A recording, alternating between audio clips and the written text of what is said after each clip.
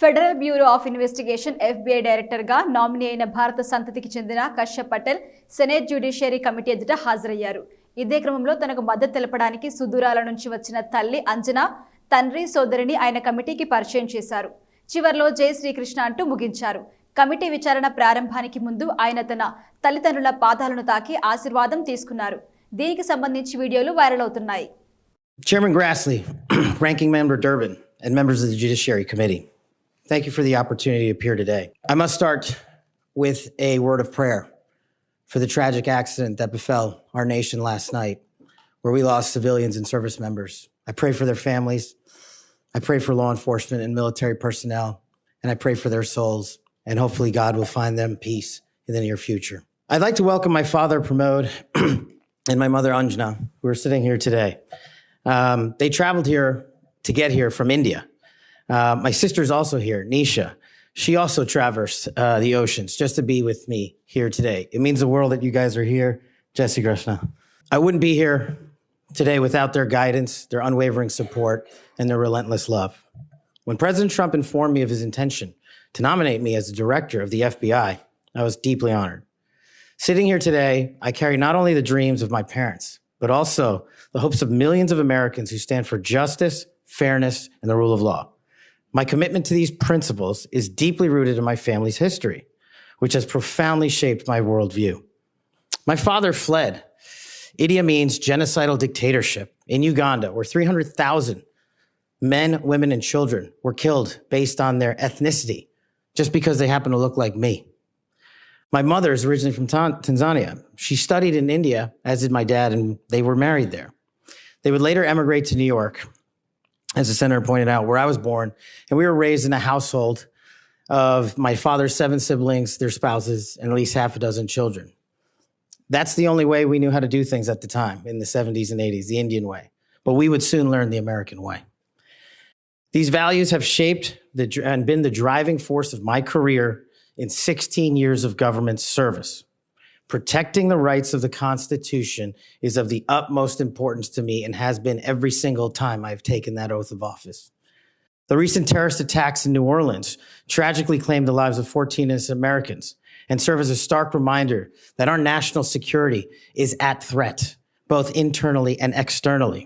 The FBI, the Federal Bureau of Investigation, and the Department of Justice, where I served, play a pivotal role in securing our freedoms and our safeties for American citizens. If confirmed as the next FBI director, I will remain focused on the FBI's core mission. That is to investigate fully wherever there is a constitutional factual basis to do so, and to never make a prosecutorial decision that is solely the providence of the Department of Justice and the Attorney General. For the first 8 years after law school, I served as a public defender, first for Miami-Dade County and later for the Southern District of Florida. During that time, I represented some pretty awful human beings, charged with some pretty heinous crimes. But what I learned there was the core value that has been enshrined in me since, that due process must be provided without bias to all Americans. And if we cannot provide due process to the worst, then there can be no due process for anyone, and our constitutional republic fails. But I battled on that hill for that due process. I would later serve in the Obama Justice Department as a terrorism prosecutor in the National Security Division, where we successfully contributed to the prosecutions of terrorist organizations like Al-Qaeda, Al-Shabaab, and others. I was honored to receive the 2017 Assistant Attorney General's Award from Loretta Lynch for my work in helping the Ugandans bring members of Al-Shabaab to justice for murdering 74 innocent people, including an American. I would also receive the Human Intelligence Award from the intelligence community for related work on that mission.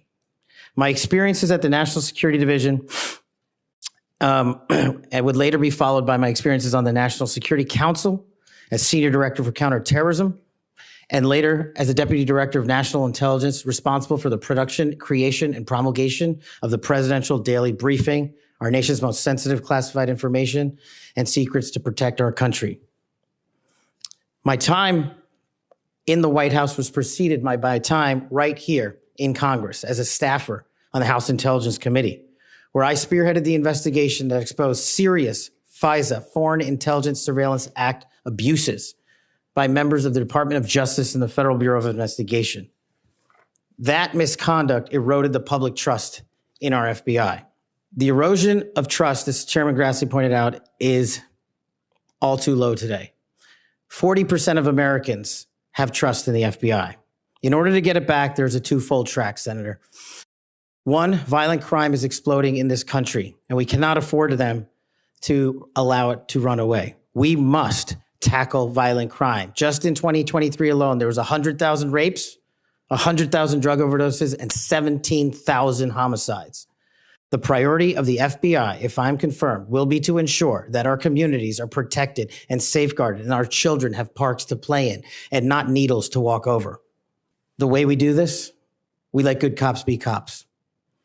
We let law enforcement and we provide them with the tools necessary and resources they need to get after violent crime. The second way we do this on equal track is aggressive constitutional oversight from Congress. The public trust can only be restored if there is full transparency, and I am committed to that full transparency. Members of Congress have unfortunately submitted hundreds of questions that have been unanswered by the FBI in recent times. That will not occur if I am confirmed. All appropriate requests for information will be responded to expeditiously and fully. I'm committed to working alongside the dedicated men and women of the FBI. They are warriors of justice, and I will always have their backs because they have the backs of the American people.